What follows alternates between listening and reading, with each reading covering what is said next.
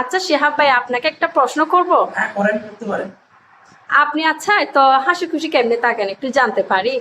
আসলে এটা সম্পর্কে তো আপনি একটা আমার প্রশ্ন করবেন, আমি উত্তরটা দিয়েছিলাম। আপনি হয়তো সেই ভিডিওটা পেলে আপনি সব জানতে পারবেন। তবে এটা সম্পর্কে যদি আমি আমার রহস্যটা বলতে চাই, মানে আপনি যখন আপনার জীবনে সবকিছুতে সবকিছু মেনে নিতে পারবেন, এই মেনে নেওয়াটাই হচ্ছে হাসি খুশি কারণ। কারণ আপনাকে মনে করেন আপনি যা চেয়েছেন পান নাই, তাও যদি আপনি মেনে নিতে পারেন তখন কিন্তু আপনি সবচেয়ে বড় সুখী হতে পারবেন বা হ্যাপি থাকতে পারবেন।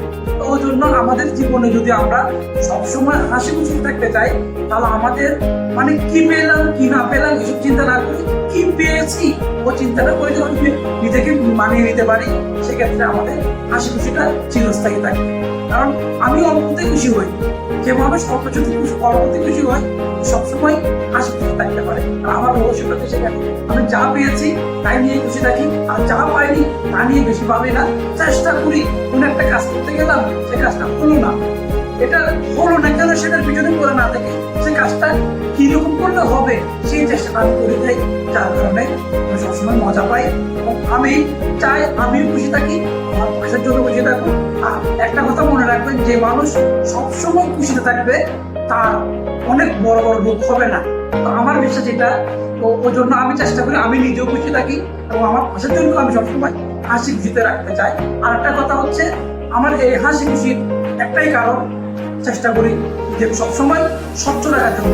স্বচ্ছ যদি রাখতে পারেন আপনি অবশ্যই হাসি খুশি থাকতে পারবেন। আর হাসি খুশি যেগুলো খুব একটা প্রয়োজন।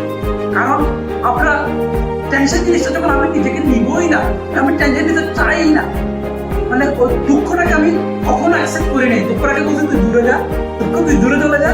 আর সে যখন দূরে চলে যায় আমি ভালো থাকি। আমি যদি ভালোই থাকি তাহলে আমার সেটা যেন থাকি।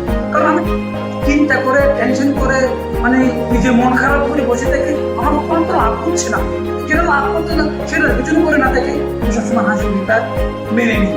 আর যা হয়েছে বাবা সৃষ্টিকর্তা যা খবর রেখেছে তাই হবে। যা করেছি তা হওয়ারই কথা ছিল, যা হয়নি তা কখনো হবে না। যার কারণে আমি এইটুকু চিন্তা করি যে আল্লাহ আমাকে যা দিয়েছেন ভালো দিয়েছেন, যেভাবে রেখেছেন ভালো রেখেছেন। সৃষ্টিকর্তা যা দিচ্ছেন ওটার উপর শুকর করার কারণে আমি ভালো থাকি। জি ধন্যবাদ।